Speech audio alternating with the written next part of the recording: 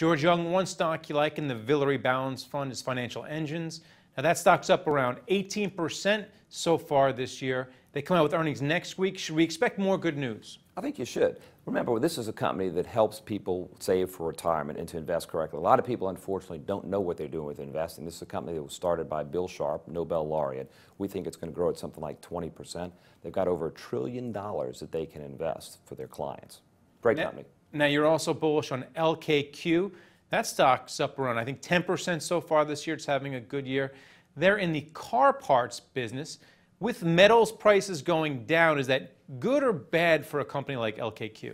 That's really a non-starter. It really is a story that the bears have come up with, the negative story on the stock. What's important about this, they take refurbished auto parts and supply them to the consumer. The consumer, when they get in a car wreck, they use refurbished auto parts. They don't necessarily know that, but that's why the company's called LKQ, like, kind, and quality. Fantastic company, a good play on the environment.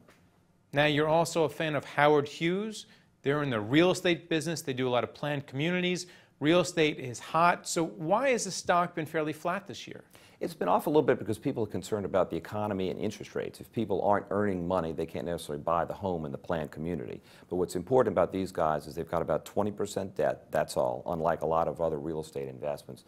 They're in areas such as Houston, South Street Seaport here in New York, also Summerlin in Nevada. It's got a great name and a great story.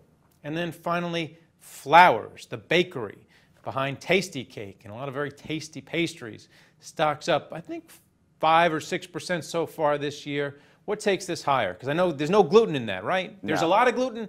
There's gluten somewhere. Tell me about Flowers. There's gluten in there, but remember, they're bread bakers at the end of the day. And what's important is this is a very consistent company. Unlike other companies you might invest in that have a lot of volatility, people are always going to buy bread, and this is why it can offer a 2.5% dividend. Low debt company, been around for over 100 years. They serve 80% of the United States. Very consistent. We love that kind of company. All right, thanks a lot, George. Good. Thank you. Appreciate it. And thank you for watching The Street.